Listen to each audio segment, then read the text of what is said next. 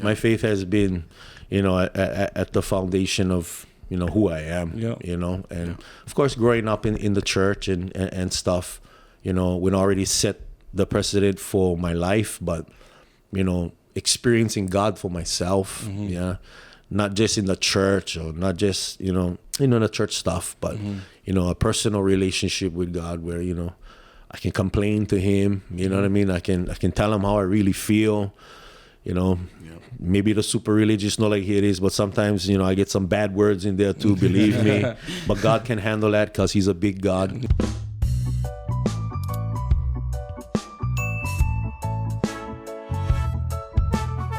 What's up, everybody? This is Curtis Pooley here, bringing you your Real Talk Maui podcast. Thank you for joining us tonight. I'm here with my cousin, Bri. What's up, everybody? And tonight, my brother, Jonah, he's actually on a family vacation. Yes, sir. Shout out to you, my brother. Yep. Yes. Safe travels back.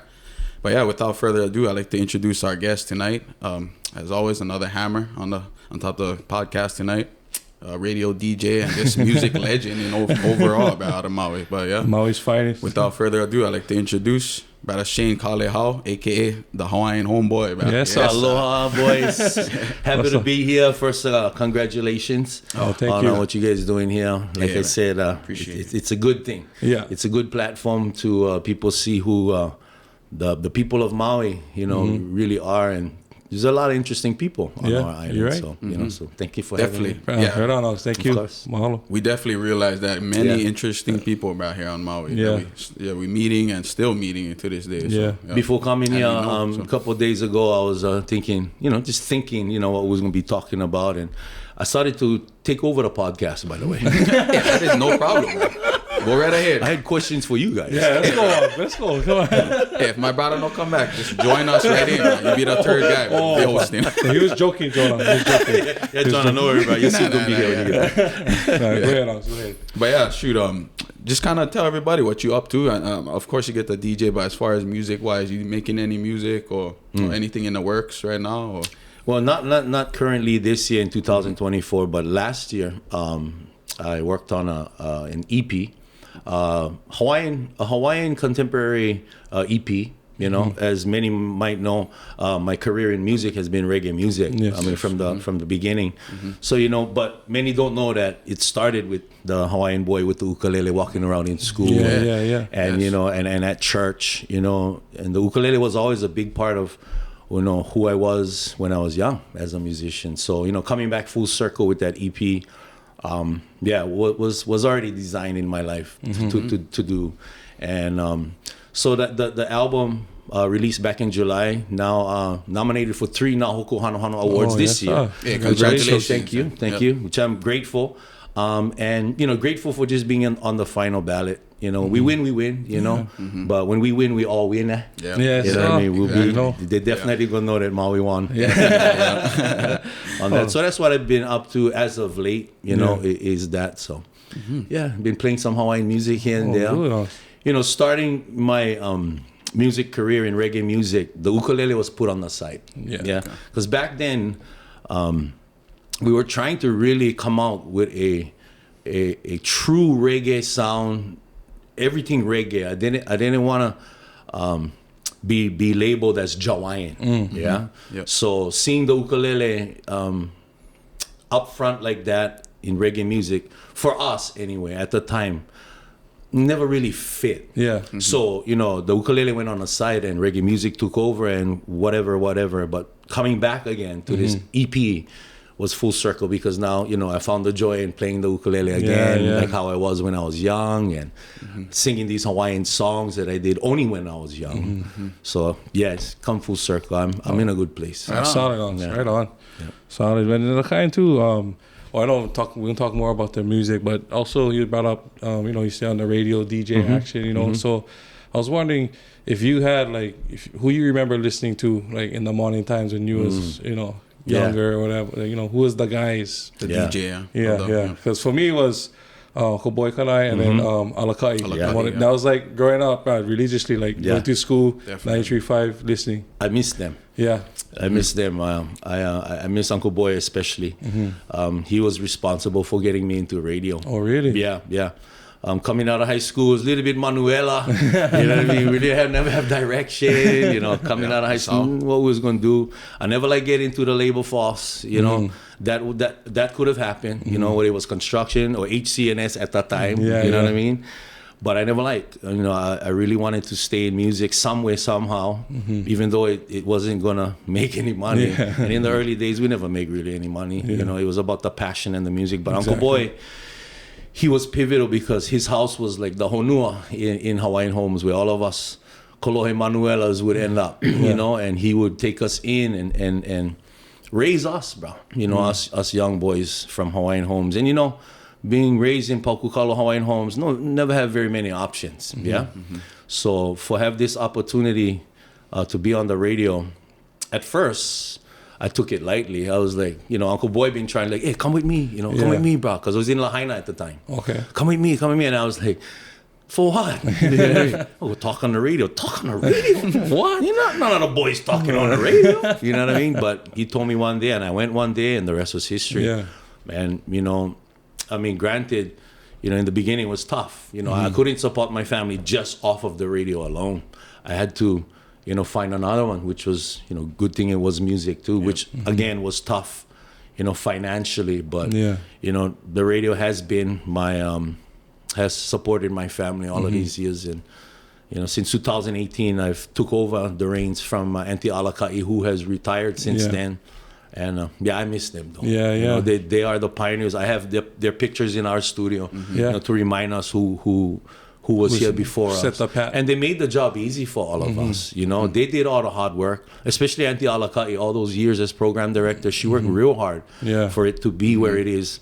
By the time I got there, shucks, I only had to put my hand on the steering wheel, you know, and just let it continue to do what it does, even to today. Shout out to all them. But I miss them though. Oh, of course. One thing you guys had all in common though, you guys get really that radio voice. Like Alakai, as soon as you heard, it's morning time. When you have fun, you know, when you have fun in what you're doing, just like you two guys too. You guys sound really good and you know, come forward with a good platform, you know, when you're having fun and when you're into what you're doing. Yeah, definitely. Did you always know that you had like a voice, like, you know, just getting, you know, radio or even singing? Not really. My older brothers wasn't very encouraging. You know what I mean? Maybe physically they were encouraging. But, you know, when it came to arts and stuff like that, they, you know, because we was on sports family pretty much. But, you know, I used to like singing, even dancing and stuff.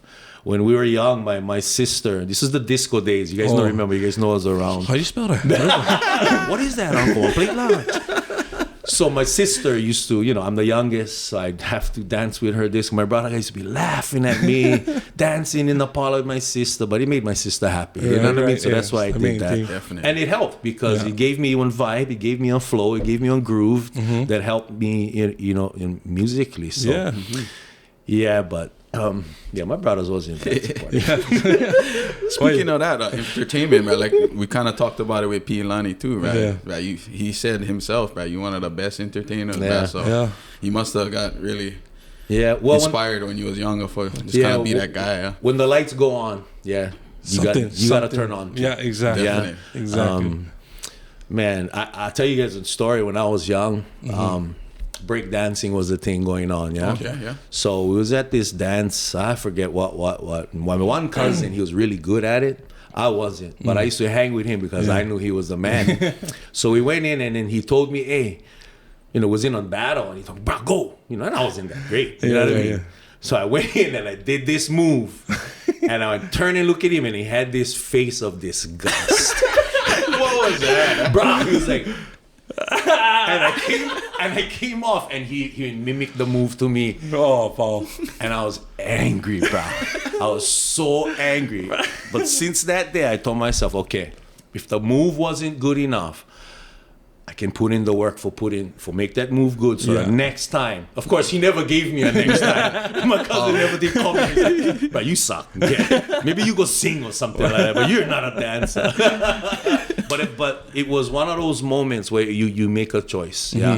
You gonna step above them, or you just gonna wither up and say, yeah, you're right, bro. I'm scrub. You know what I mean? Yeah. That was the first, you know. And I must have been like 9 years old or something. But he could have crushed my dreams right there. You know what I mean? Okay, cousin is dead. Nah, he's thrown me to the wolves, and then you tell me you don't like that. But you know, I had a few moments later on in my life, where that decision, you know, it became clearer to me how to handle those situations. You got to step over and step up. Yeah. So, you know, that has always been with me. So when the lights go on, when I step on the stage, you have people to entertain. So you just cannot be just yourself. You know, you got to dig down and it's interesting because you dig down and stuff come out that you never thought you had. You know, and then it's like, oh, cause that was kind of me. Well, nobody will notice. I never know what I was doing. But now, next time, now I know what I did. But it's been a joy, you know, through music and learning music. Oh, that's good. And even like how you were saying, you know, taking those steps, right? Exposing yourself to new things, you know. Talking about that, like, you know, what was like one of your first bands or first actual, like, your first time on stage, first music, anything. Like, what was that moment like for you? Was as a young child in church. Oh, okay. Because our church, we used to have one choir. So every first Sunday, I believe, we used to have what they call an hoike, where all of the we had sister churches come in, bro, and they was practicing all week choir, like working hard. So when came time, it was like, bro, you bring in your best. Every single choir singer, bro, they're ready and they're coming with it, you know. So I already in church, I could see that competition happening and that level of excellence that, bro, you gotta bring it, because like the one who gonna be the junk one is actually like top notch. So whoever gonna win is like top notch. And like my uncle Abraham Kahalehau, he was a choir director. He was sharp, bro. Like the old folks, they had ears, bro, like unbelievable. I don't know how you could hear what he was hearing.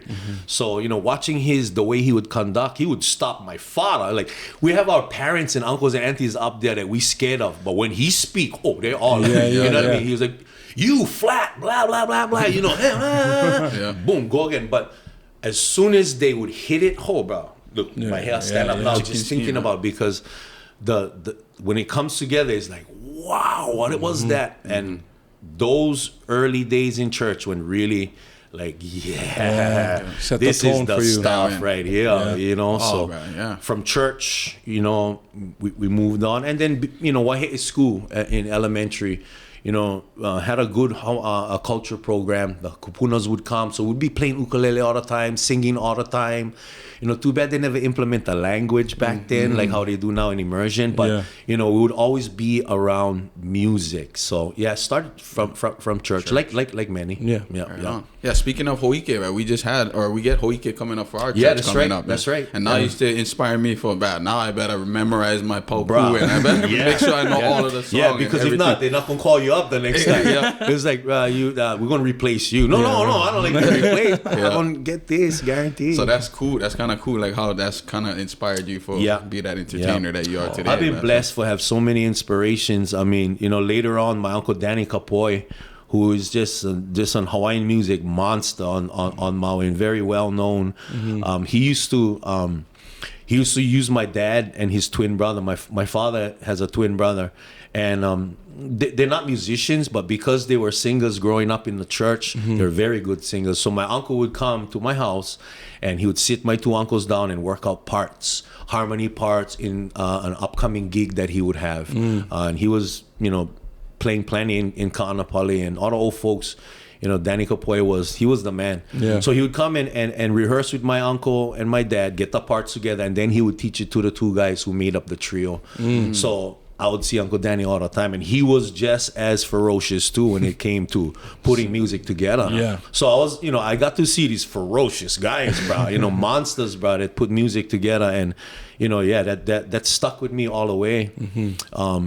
So by the time came Sly Dog, I was well prepared already, and with Uncle Pancho Hopai, you know, once we came together in that, then that history all opened up right there. The rest is history. So speaking of that, like kind of Sly Dog, going back on that, where that kind of started, or who started up that group? Before we walk into the music of that, I got to give a shout out to P.E. Lanieri. I love that guy, man. You know, his story was amazing and true. You know, and what a privilege to have been a part of his re-entry into the journey of music.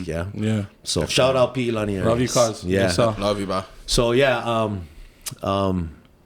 Mr. Bruce Pancho Ho'opai, a key figure in my reggae music career.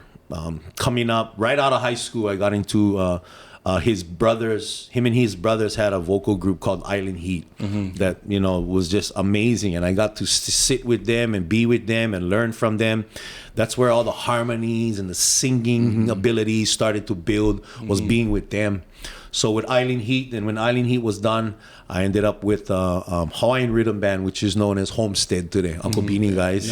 And then from there, me and Pancho met again and joined up with Uncle Saul Namau to start Sly Dog. Oh, okay. Yep. And you know, it was a different time then in music. It was a great time actually. Yeah, you guys killed it. And we had groups like Backyard, you know, who was killing it too, bro. You know, and at that time it was us and Backyard, Sly Dog and Backyard, and there were so many people at the time who wanted to see it get down. You know what I mean? But what they never know was we was all friends. We all knew each other. Vern Kapua Ala, my good brother, he was, you know, one of the leaders over there. So there was no way that was going to happen. But we would come together and, you know, create that competition. You know what I mean? But it was always on our end to push. You know what I mean? You know, because when we started going out to Oahu a lot, playing around a lot, people would ask, "Hey, we're Backyard." You know what I mean? I said, "Oh, they're still on Maui." You know what I mean? And I was really hoping that they would be next to us too, doing what we was doing back then. You know, because they were synonymous with Sly Dog coming up at that time. Like, if never have Backyard, I don't think Sly Dog would have pushed itself to the limits that we did. And bro, let me tell you, we worked hard. We really did. You know, because we wanted to be somewhere that. We didn't see anybody from Maui reaching there yet. You know, now we get Lukela guys, Glenn Denver, they're killing it, and so proud of them, man. You know, and what they're doing. Shout out to all the Maui bands, man. All the local bands.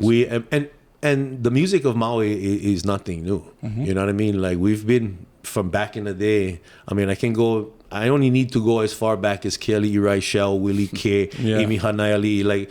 These guys were just dominating the music scene at once and made it all easy for the rest of us, you know. And it had nothing to do with the genre of music. It had everything to do with music and where we was from.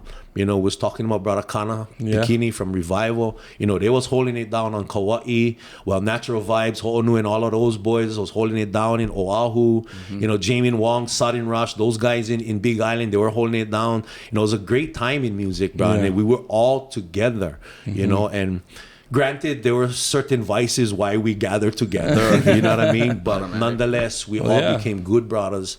We all respected each other for what we were all trying to accomplish. And little did we know that we were all really building something for the musicians that is today. So man, see, that's solid, Uncle. It's been a journey. But shout out to Pancho Ho'opai. My brother, he's a pastor now. He's no longer in the music scene, but he's doing some big things for the kingdom of God. And he's still an inspiration to me. And I love that guy. For sure. So another question too, just talking about Sly Dog. How you guys came up with the name Sly Dog? So Uncle Saul Namau actually owns the name. He had the name Sly Dog from before because he's the elder of all of us. And so. You know, there was one time that Sly Dog was kind of like a rock group. Because that's what Uncle Saul was doing at the time. So he always carried the name Sly Dog. So he has a pretty deep meaning behind the word. The one thing I do remember about the name was dog backwards spells God.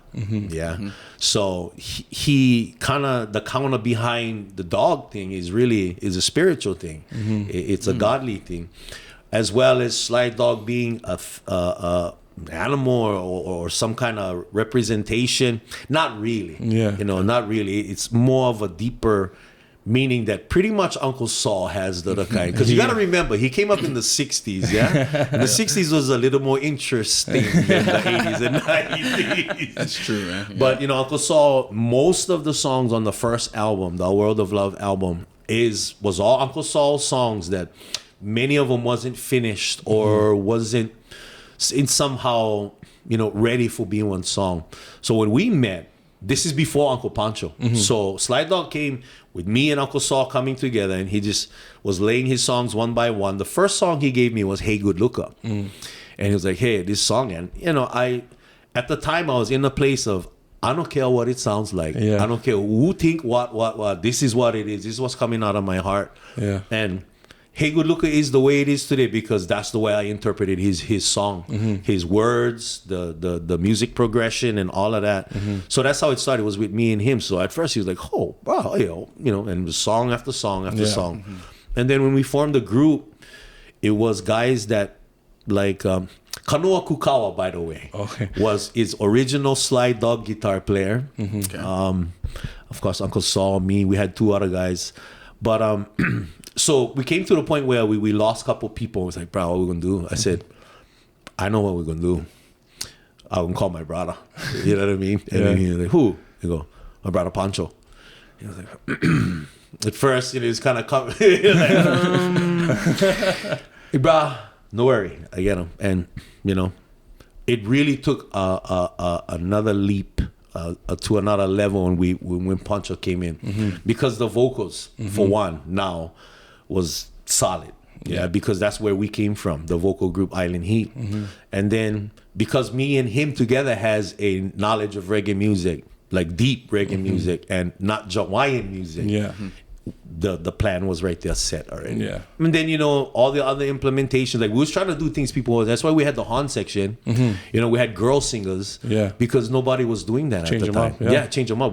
That's what we wanted to do, put the ukulele on the side. And then, you know, because we wanted to have the image of it too, you know, but at the same time creating one foundation that we can speak our own story from. Because it's parallel with what Jamaica has. It's oppression. You know what I mean? Plain and simple. We parallel along them, and that's why we can relate. The Kupunas never used to like it before, because they never understood. They never understand what we was seeing, what we was feeling, what we was learning. You know, me from one young age, my father was already telling me about sovereignty, about you know the overthrow, about the Department of Hawaiian Homelands, and this, that. So from a young age, I already had knowledge of that.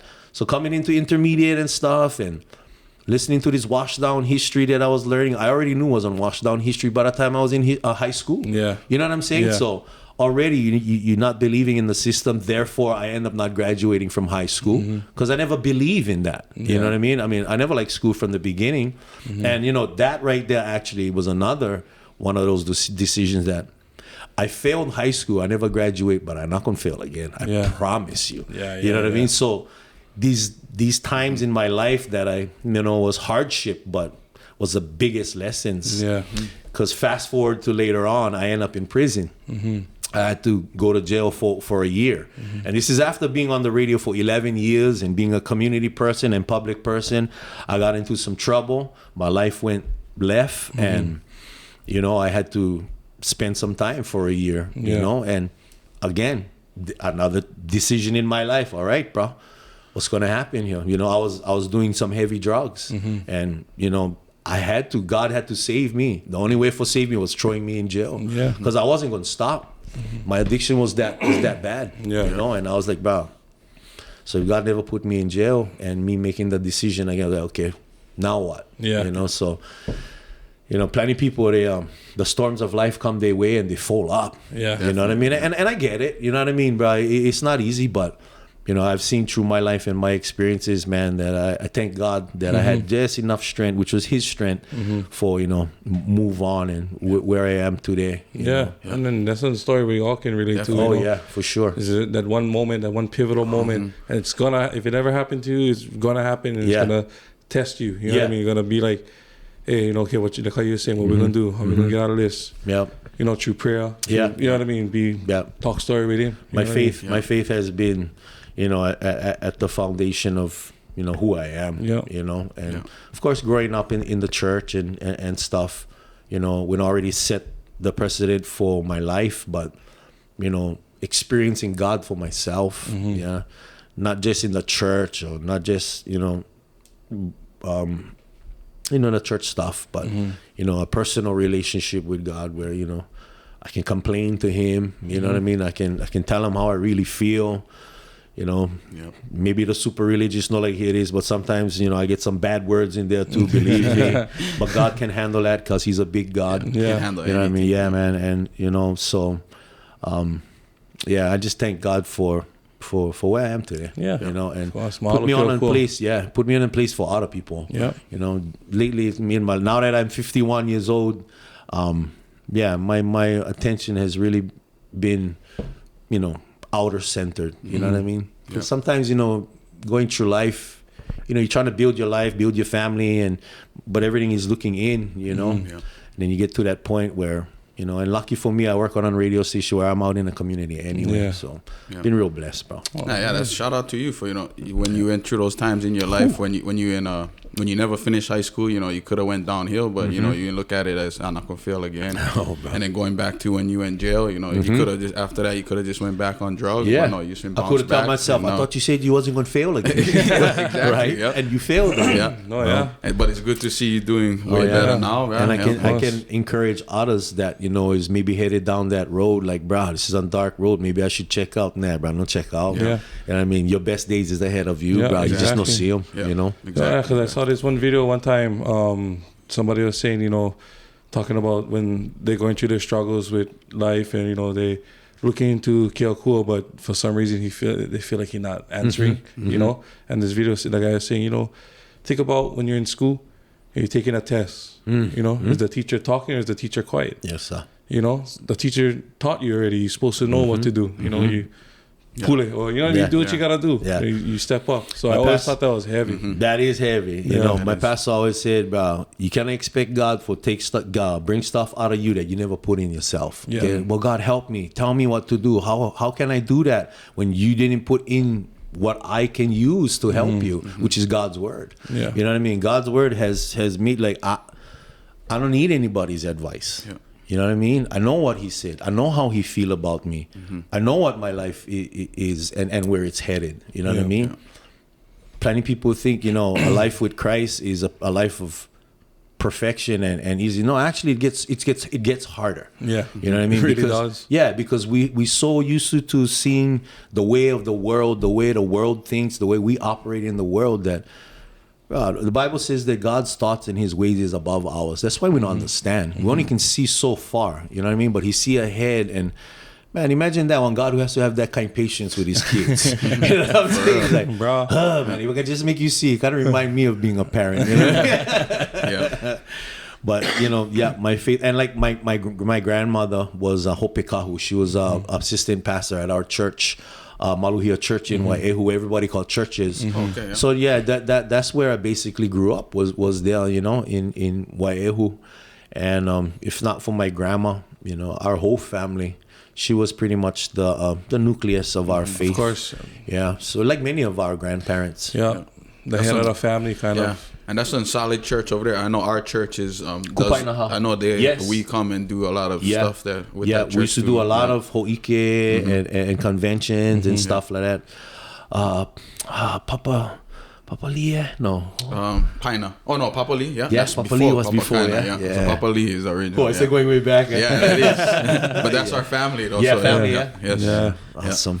Oh, that's solid. Yeah. Yeah, so when I went into see, because raised in the church, but still kolohe, still no more that aha moment. But when I went in prison though, that's when the aha moment came. You know what I mean? Like I knew what to do. I was in my word while I was doing my time and whatever and trying to, but when I came out was when life began again. Yeah, and I got into a Pentecostal church where Uncle Pancho Guys was already in. So you know what I mean? Right, when you came out, you mean? Yeah, when I came out of prison. So if anybody know any knowledge of Pentecostal churches, it's fire. Yeah, like you know, talking in tongues and moving in the spirit and all of that. And most people are like, oh, what is that? You know what I mean? Guys tripping. And I get it. I get it. You know what I mean? But if you was somebody like me who needed to, who was hungry for change, who was like, bro, Lord, this is it. He gonna meet you there. Yeah. He'll find you and he'll make sure, oh, is this what you want? Yeah. Okay, bro. You know, let's go. And it's powerful. You know, and it taught me so much being in a Pentecostal church where most people would back out of there like, bro, I'm out of here. I needed it, bro. I needed to expose myself and submit myself to God in a way that I never did in my life. Best feeling in the world. Bro. And today it's a strong part of who I am in my faith, you know what I mean? Bro, I no shame, you know what I mean, bro? Yeah. Bro, you need prayer, bro, right here, right now, let's go, awesome. You know? And without being weird, though. You know what I mean? Like, people have made Jesus weird. Yeah. You know what I mean? Like, he's unapproachable and it's all kinds of stuff, bro.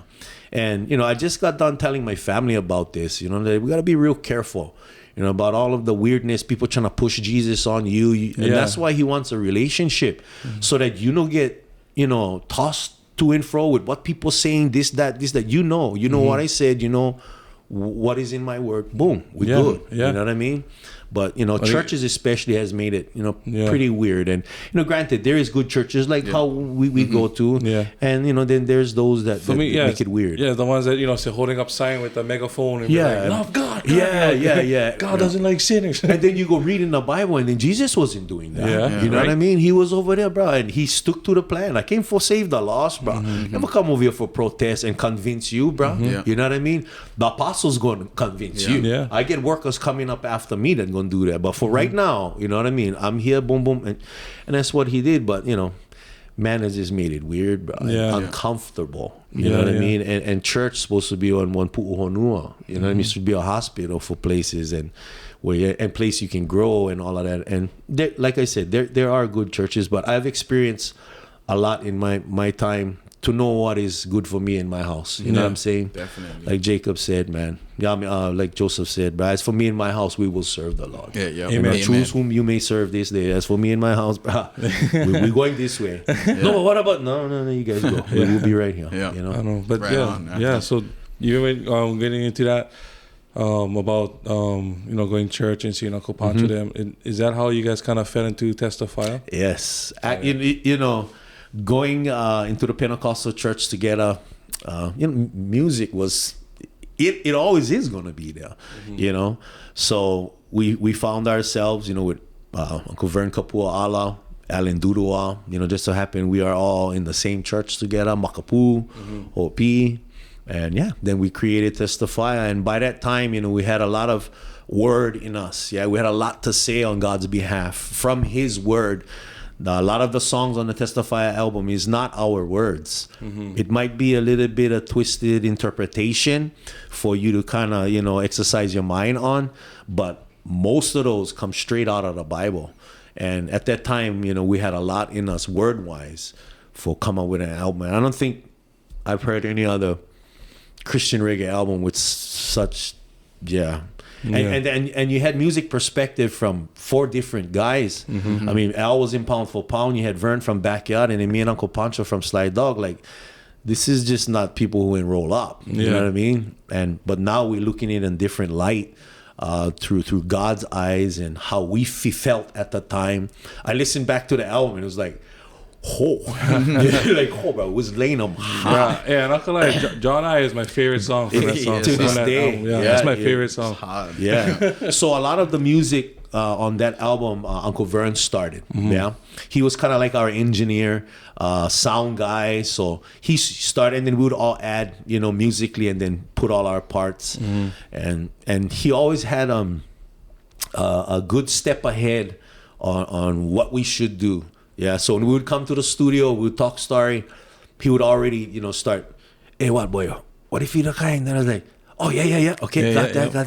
Hey, Punch, you know, you sing this part. Da, da, da. Oh, yeah. You know, he was really good at producing us because he knew what we could do. Yeah. And because in the Slide Dog days, we was just inputting what we all knew. You know what I mean? You never have somebody there really dissecting it and getting the best out of everything that we could put. Yeah. You know, but Uncle Vern, he's really good at that. So when Testifier came along, pretty much was his project. Yeah. He was the brainchild behind that.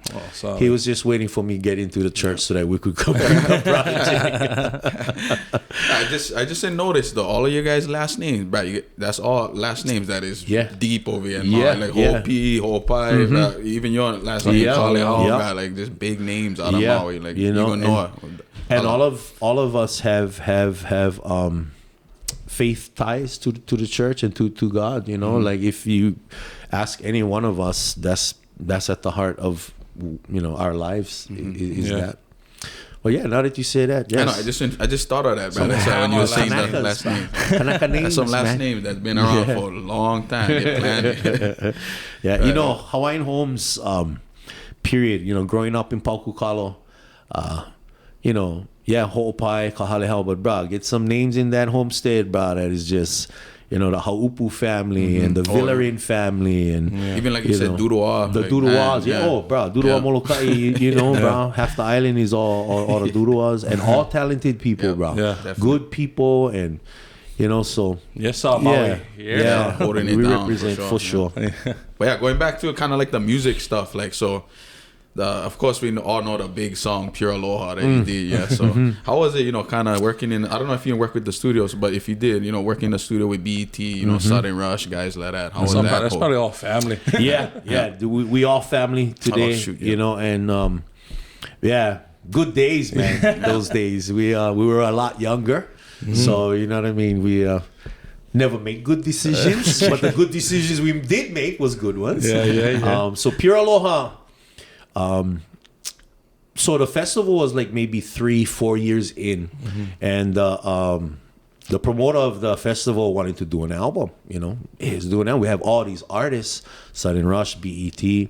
So the main person behind that was Rob Onikea, who was the producer for Sudden Rush. So he basically, you know, arranged getting all the groups together. It was recorded between Vegas, here in Maui, and in Oahu. Everybody did their different recordings, but the song Pure Aloha, we all got together on Oahu one weekend. So it was Sudden Rush, BET, me, Pito, I think was there, and we was all in the living room of Rob's house, in a big living room, and everybody's sitting down with the pad and you know what I mean? Nobody on the phones nowadays. Exactly. And you know, okay, come on, we got to do this song.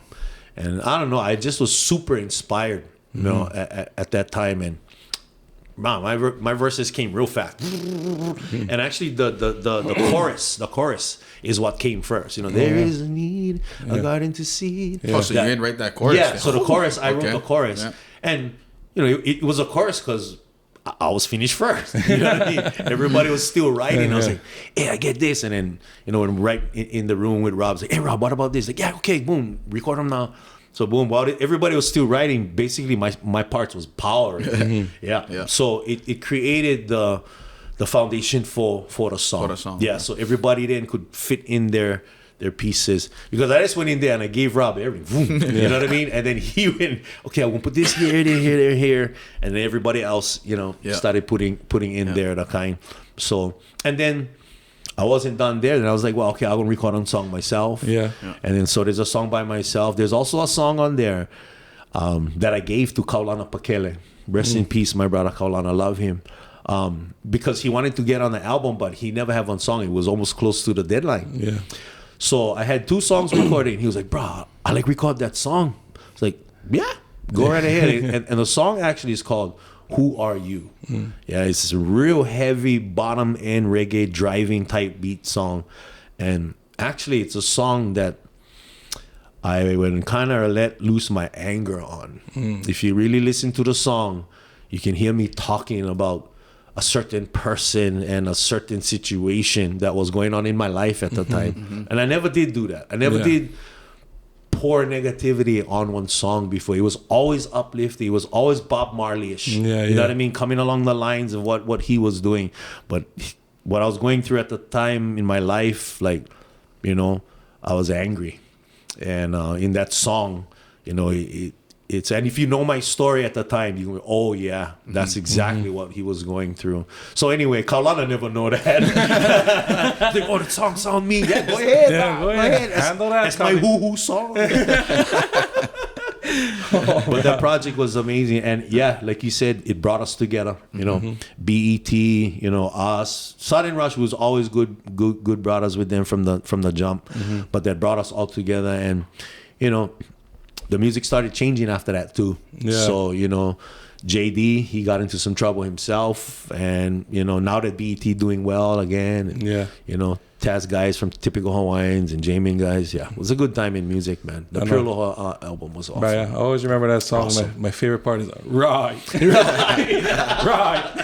like the hot beat of Maui. I never know that's Shane Vincent from Southern Rush, man. It sounds like, when I first heard that, I was like, oh boy. I gotta go back home and say, oh, the hot beat. Repping the DOG. Only you the hot beat. No, us, bro. The hot beat of Maui. Yeah, that's the part I remember. It's today Chevrolet. So you sure you never get that from there? Man, my favorite part. Right. All the time, bro. All the time. Yeah, and you guys grew up listening to, you know, the Pure Aloha album, the Sly Dog album. I mean, yeah, sometimes I kind of I like to try and put myself in you guys' shoes, what you was experiencing, you know, listening to us, and you know, how you guys hold us in such high standard, because to ourselves, we're just who we are. Yeah. You know what I mean? It's our fans and the people who love what we do that hold us to a higher regard, you know, which is awesome too. Yeah, no, it's because we used to jam. I mean, for me, I used to jam Sly Dog all the time, especially when I was living in Vegas and that, show all my mainland friends and that, you know what I mean? But yeah, it's for us, it's nuts. Like, you know, even for having you here with us, you know, it's just crazy. Yeah, awesome. No big trip. Music was hammer back then, just how it is now, but just it's different now. Definitely, I would say that the music back then versus now. For sure. If you can just touch on more like just the music styles nowadays versus back then. This is, like, we know it's different now. You know, even the process of music, creating music, promoting music is all different now. You know, being somebody that was in radio all these years, I was able to see both sides of the playing field. Ear to the street kind of thing. Yeah. And in the process too, trying to help out our musicians, the ones that really wasn't getting the attention, because I know what it takes back then to get that attention, you know. And what's kind of sad was radio wars back then, you know, where you had to probably do a few favors, you know, for the station before you could, you know, get your stuff played or whatever, like a birthday bash, play at their birthday bash, you know, so you got to do some stuff. But we never did do that. You know, KPOA has always had that open door policy, bro, you know, and Auntie Alakai has done a great job at making sure that we malama everybody, you know. Of course, you cannot play everybody's stuff, because if it doesn't match with what you're doing, the kupuna's going to call you.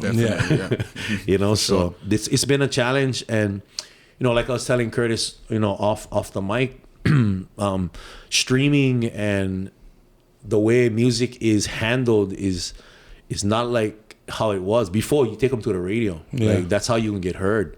Now, some of these artists, you know, even in the Hawaiian music industry, which is a bit alarming for me, is they don't send them to us. I got to find out through social media. Like, what? So-and-so on recording. I get a little bit offended. You know what I mean? It's like, bro, you know you're supposed to bring them to me first. Exactly, you know what I mean? But they don't. And you know what I mean? It's all good. You know what I mean? We always support our musicians no matter which way they go. You know, but it's changed, and it's challenging trying to keep it balanced, you know, especially when other radio stations change their format, and it leaves a void for many other island musicians, in particular island reggae artists.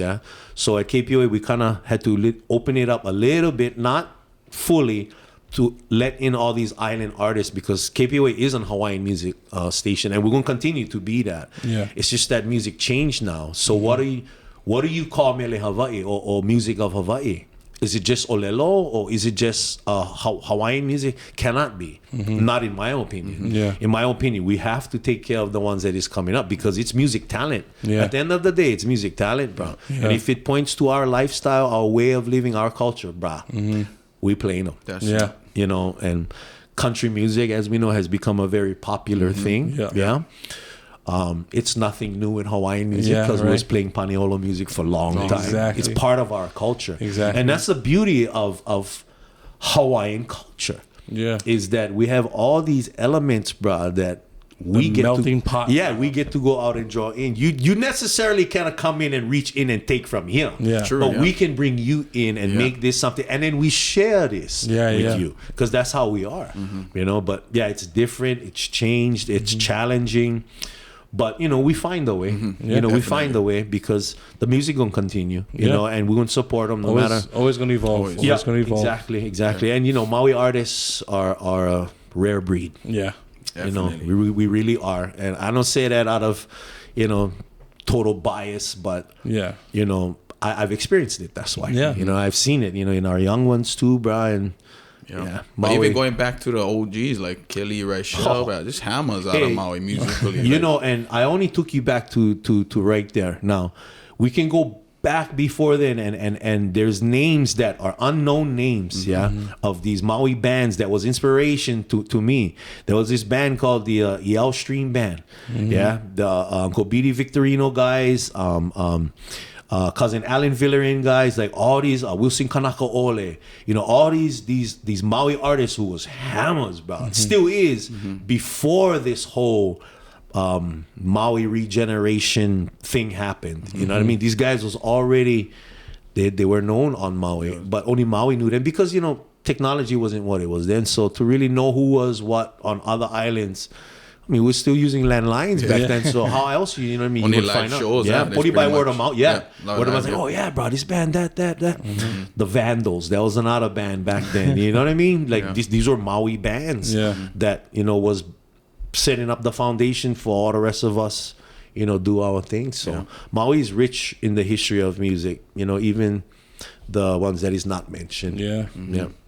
Well, so, you know, just saying about that, Maui musicians, like what in your, I know you kind of just ranted about that, but like what is your interpretation of one Maui, like how you're saying Maui just get one different breed, like what is one Maui musician to you? One Maui musician is somebody who come from one different place. Not the status quo. That's something I think we really would take to heart. Like, we're gonna put out something, it's gonna be something that you gonna know, bro. Oh yeah, this is Maui. You know, and like I said, it just so happened that we came out of one time where Maui was rolling, you know, so it was a perfect time coming into the scene that way. And, you know, especially the Hawaiian music, you know, with Hapa and Kelly, and, you know, as we mentioned, you know, even though it was more Hawaiian contemporary, yet it still brought the attention over here. So now it's like, okay, what else is coming from Maui? Boom, okay, here's this reggae band now. You know, it's like, oh, Jawaiian. No, they're not Jawaiian. Please don't tell them that. They don't like that. You know what I mean? Because we were trying to put something forward, something different, you know, and something that we knew was more authentic. You know, back in the day, reggae music had to be reggae music to me. You know, if you was gonna try blend the fuse together, I went love Kapena. I was watching Third Row Delight and all of those guys, and that's, you know, they still, you know, inspirations, but at the time we wanted to bring the real stuff. You know what I mean? And what that did was set the standard for Maui. Now, if you look after Sly Dog, all of these bands, bro, they play real reggae music. You know what I mean? That's real reggae bass lines, all of that music put together.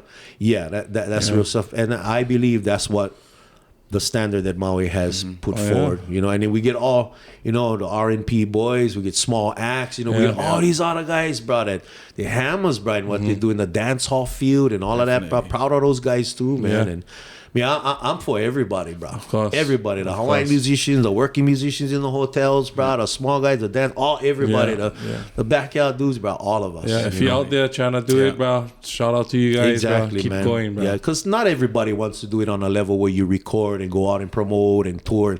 No, some people, they're satisfied with just, you know, I've seen, you know, record this song, you know, and if it's fitting, bro, more power to you, man. Yeah, we support you anyway. Definitely. And kind of speaking like how you said Jawaiian, I know the difference between Jawaiian and reggae. I don't know if you do, but for everybody watching over here, I just kind of like you explain what is the difference between Jawaiian and reggae music. You know, for understand the history of Hawaiian music, period, Hawaiian music and the music of Hawaii is not an indigenous music. You know what I'm saying? It was derived from inspirations from different genres of music. You got to think the 1920s, you know, the big ships coming into Hawaii. We had all of our families, you know, laying, the visitors coming in. It was big band music at the time. It wasn't Hawaiian music. Never really have Hawaiian music.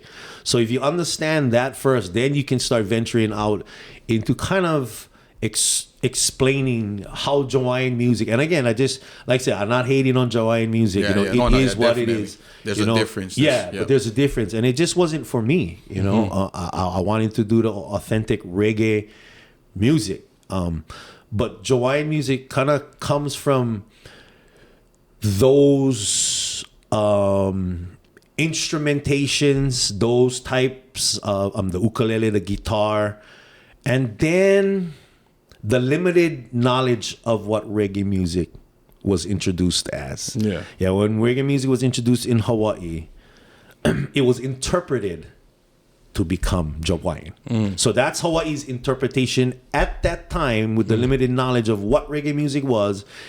And it was our interpretation within that. Today, the musicians interpret it differently. Far cry from Hawaiian. You know what I mean? They gravitate to the reggae sound almost immediately. And then they build from that. So to me, Hawaiian music was that, you know, and understanding Hawaiian music first, you know, like it didn't really hold very much. If not, this reggae music would probably not even become, because the Hawaiian music would be so strong. It would have such a, now when we talking Olelo Hawaii and Oli and all those other stuff, now that's different. You know, this Hawaiian music was due to the way society was at that time and what music came in and the industry that was booming at the time and all of that stuff. But that's, to me, how Hawaiian music came about. And it was basically the limited knowledge of reggae, I think, anyway. Which is nothing wrong. It was a perfect balance of both. Yes, and it was a good introduction too for those who wanted to really take it to the next step in whatever way they was going to do that. So Hawaiian music, I mean, it was part of the whole history of what it is today. Well, it sounded, and the reggae music too, you know, like how you were saying, it kind of, I think I remember correctly, you guys had Shaka Demons too? Like even on for that, track, like, you guys had them. You guys must have been the first guys for you to get that. We was. That. The only one I think at the time was Fiji. Fiji did on track with, I think it was Pato Bantan or somebody like that, right before us. But we, so Sly Dog, at the height of our popularity here in Hawaii,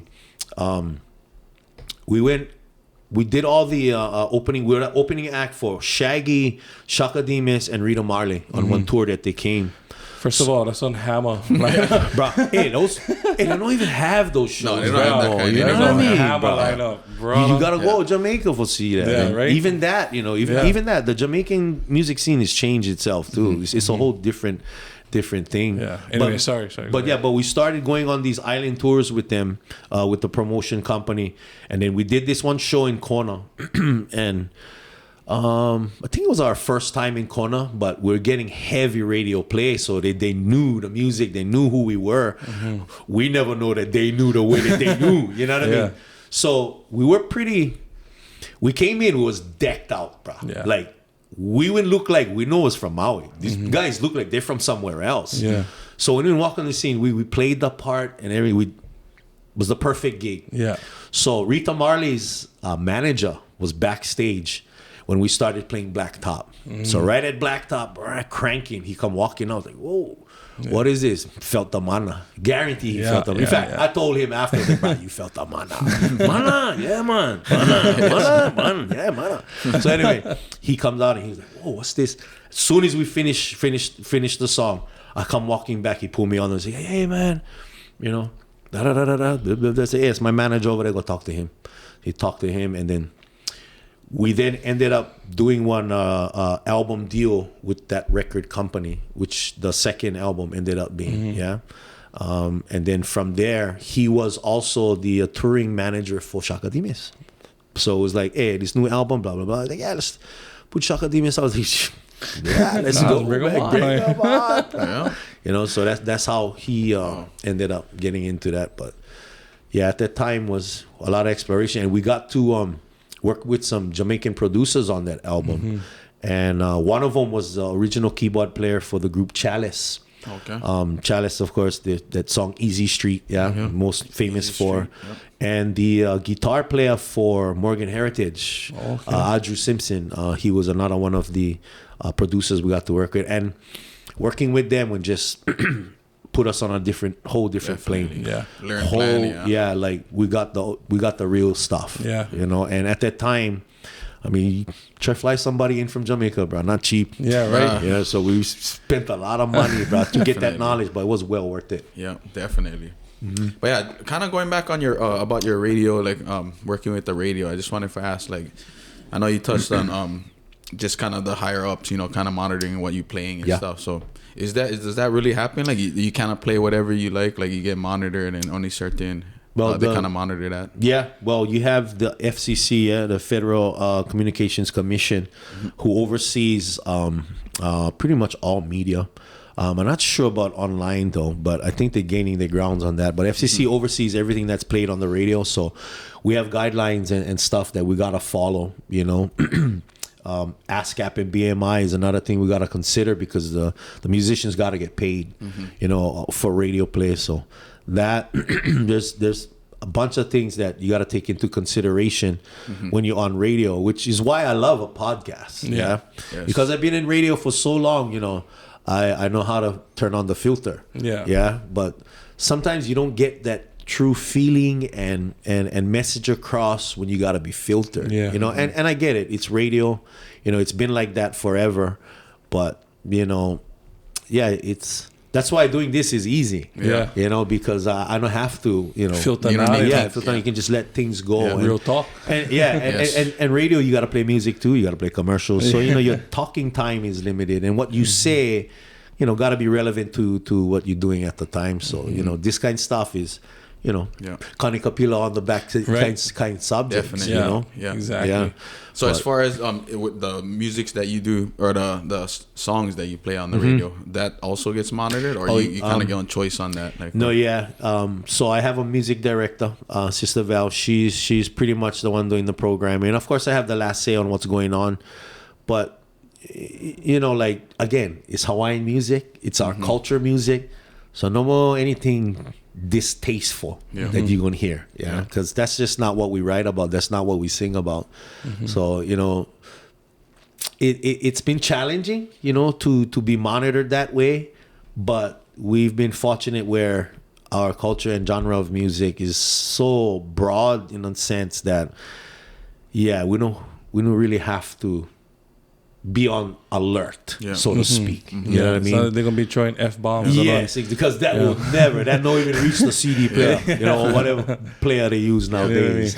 But the musicians know that too. They know they're not gonna try and pull on fast, or just you know, throw this to Shane, maybe he can bite. No. You know what I mean? I've been here long enough to know exactly, you know, what should be played and what should be perpetuated musically.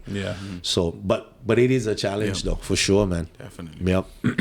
I mean, talking about the touring though, getting back to that, what was like one of your fondest memories like on that island tour that you guys did? You know what I mean? Like, what is like one moment that stick out? Because for me, like I got to play a couple of gigs with my friend guys, and what was funny to me was like, I started playing drums and my friend's supposed to be, you know, coming in on this one part, and then, you know, coming, he missed him, and we're like, you know what I mean? Like that kind of stuff make me laugh. Like, so I see it too on musicians I watch play. I see like small kind guys like make the eye like, oh, you know what I mean? You know, looking at one girl that said dancing, or somebody still jang in the corner. Everybody get that. Everybody. So there's a couple of like, you know, funny more like, oh man, that was fucking hilarious. There was a lot of them. And you know, you gotta think too, you know, back then we used to drink a lot. So, you know, there was those times where it was many fun times for sure. And, you know, as a family together, the Sly Dog family, you know, it just added to the memory vault, you know what I mean? All the good times we had. And, you know, like for me, the screw up parts like that, you wouldn't get one smile from me. I was that person. Me and Uncle Pancho used to bump a lot of heads because I was that person, you know what I mean? Like, we gotta work. We gotta work to make this perfect. To make it where there's no way that anybody can backdoor us and say, bro, that was no way. We never left nothing on the table like that. Not with me anyway. Yeah. Uncle Pancho was more of the free-spirited guy, you know what I mean? So, we'll get by. But I was always the one who, you know, bro, we gotta bring our best to this, you know what I mean? And dominate, not beat, not win. We would dominate, you know what I mean? And that comes from my sports days too, you know what I mean? And so, you know, when we would always, especially Oahu, bro, when we had a gig or tour coming up in Oahu, oh, bro, we would get down. Like, we would practice hard, like, hours and every punch, everything, bro. We mistake that, start all over again. Yeah. And especially Oahu, because when we were in Oahu, that was the place to really make your mark, you know. So, but I think one of the best ones was that Kona one I was talking about. Yeah. When we opened up for Shaka Demus and Rita Marley, when we walked in that place, we had a reaction that probably every band yearns for. Yeah. You know what I mean? When you come in and you're like, and they're like awestruck, and we're like, wow.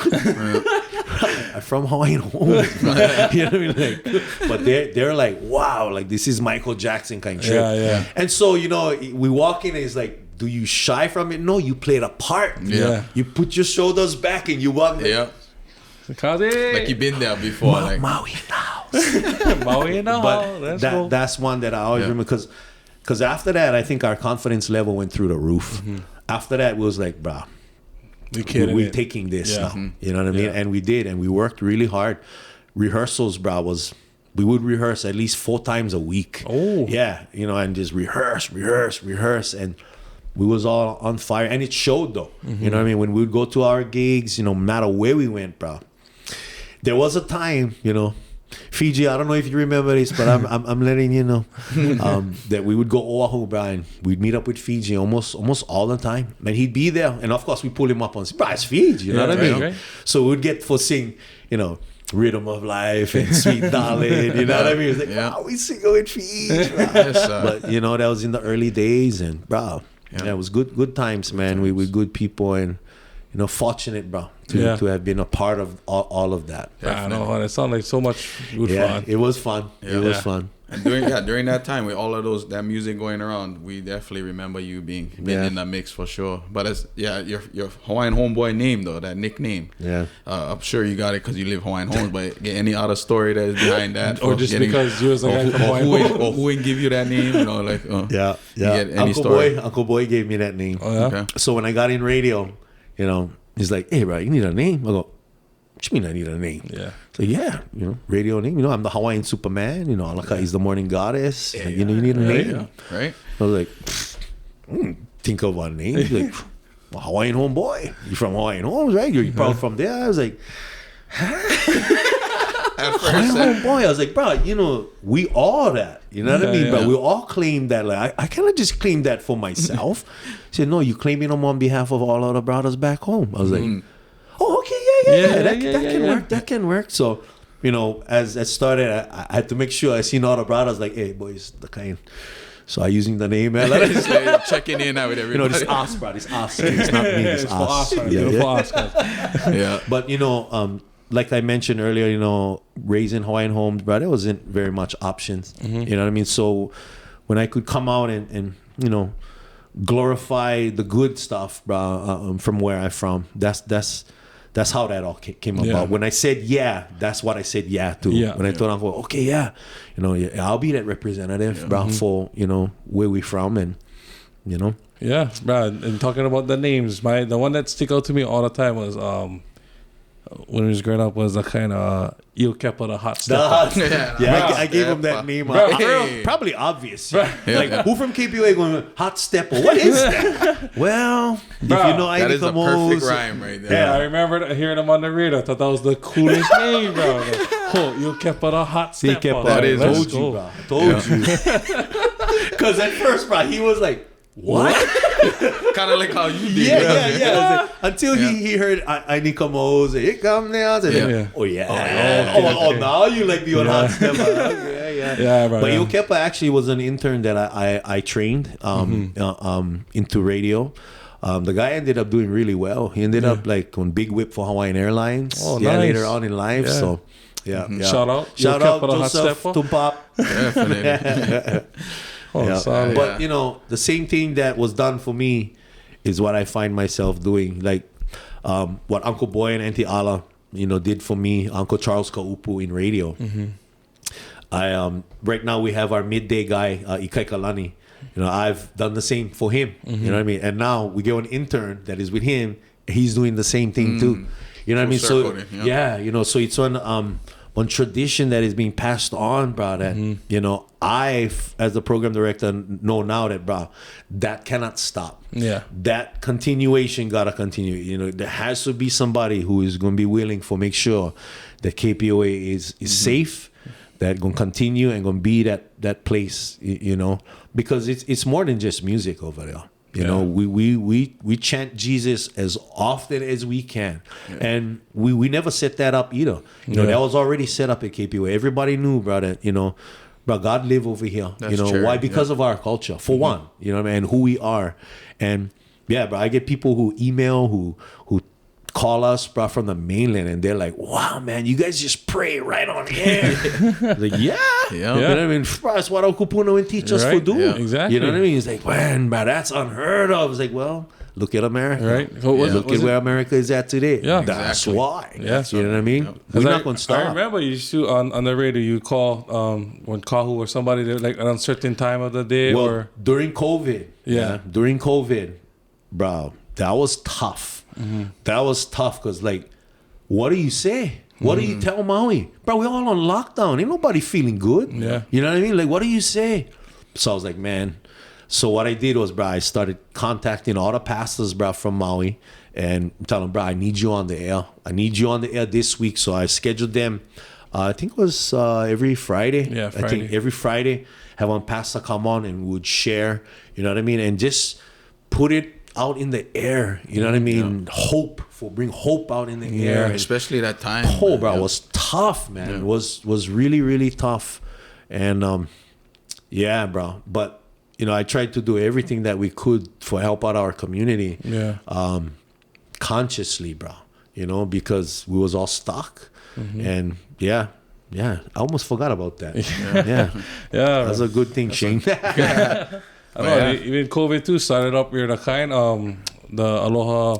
Was doing the all in the Aloha. All in the Aloha. Like Pi'ilani was saying, you know what I mean? And really, you know when I told P.E. about that, I forgot that he was out of the loop, bro. You know? I forgot until somebody told me, I was like, oh, bro, that's right. And that's why I told him, bro, I really miss you. And he was like, come on, bro, let's go. And then, boom. And then that's exactly how it went down. Yeah, that's how it went down, and he got inspired back again, man, and doing his thing, and now he's still murdering. Yeah. Good to see him. Still out there. But it was so fun doing that project with him, the Spitting Fire project, the video, and you know, all of that. Yeah. Cause I like the way he came in, because he came in, you know, Spitting Fire, and came with that chill, but like heat, still in match, still in old match style.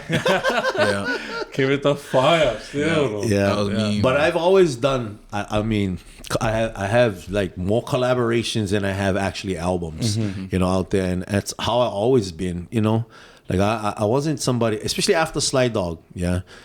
I wasn't really on to myself, you know. If anything, I would have wanted Sly Dog back. If anything, I didn't really like do things on myself, so that's why I did so much collaborations. I mean, some I even forgot about. You know, and you know, most people like they would be like, no, I'm gonna build up my discography. You know, I'm gonna build up my song, all of this. But I was opposite. You know, it's like, bro, you need the help. You asking me, that is an honor. Yeah. Like, you asking me for duties, you must think something about me. Oh, yeah. So, automatic, bro. Yeah, if you would honor me like that, then yeah, I got you, bro. Of course. You know? Yeah. So that's how it's turned out. And then next thing you know, it's just, it was collab after collab. So by the time came the Pure Aloha stuff, I was set for that collaboration already. You already knew what you was going to do. I was already doing that already. Definitely. Exactly. Yeah, but shoot, right on. Thank you for coming on. You know, taking time out of your day. Thank you for having me, and like I said, congratulations, bro. This will only get better, boys. Definitely. You know what I mean? It's this kind of stuff, you know, the trickle effect. You know what I mean? Somebody gonna watch this and go like, bruh, I get something for say too. No, you know exactly. what I mean? And that's what we like happen. That's what we want. Yeah, anybody Yeah. get, you know, Just- especially from Maui, any Maui locals. It's no secret what this is about. Yeah, Yeah, exactly. exactly. Real This talk is about Maui. Maui. This is about our people. Yeah. You know what I mean? And yeah, Definitely. Whose bright idea was this? Let's go. Yeah. Let's go. Sid Bryce in the royalty chair. That's when they all started. Yeah. That's He awesome. planted the seed in my ear. That's I had it in my awesome. ear for a little bit, and then it was a few months later when I really went grab him, and I was Yeah. like, you know what, man, let's run with it. And, in fact, we was over here watching on the 49ers play the Cowboys, I think. Which is another podcast. That's one whole nother one. Yeah, but no, I just didn't tell him one day, like, bro, guys, we go start on podcast. And I feel like when we talk story just with each other, It's the best stuff. you know what I mean? Like, cause if people foresee us, guys in the mainland, they were like, I wish we was back home talking story with these True. battles, you know? True, so something man. like that, you know? So that's where it kind of stemmed from. A lot of people Great that's idea. a lot of people that's hitting me up is a lot of like local families that either moved away, you know, and they love just hearing local people talk, man. That's all, Yeah. like being away and just jump on YouTube and just hear guys talking story. You know? Yeah. That's they feel at home, man. Just listening to that. So I encourage our young generation for follow suit. You know what I mean? For create these places of you know, where we can, you know, create the narrative. Yeah. You know, because these podcasts speaks volumes, bro. People can always go back and, you know, look back at what was being talked about. Yeah. definitely. But right on, man. Yeah. I'm sure it's not gonna be the last time, Hey, man. man, Whenever you like come anytime, back, man. you know. Thank you. Always Uncle. welcome. Yeah. Yeah, man. Right Yeah. on. Thank you guys, bro. Thank you for God having bless us. you. But yeah, real talk Maui. We out these, man. Yes, sir. Mahalo.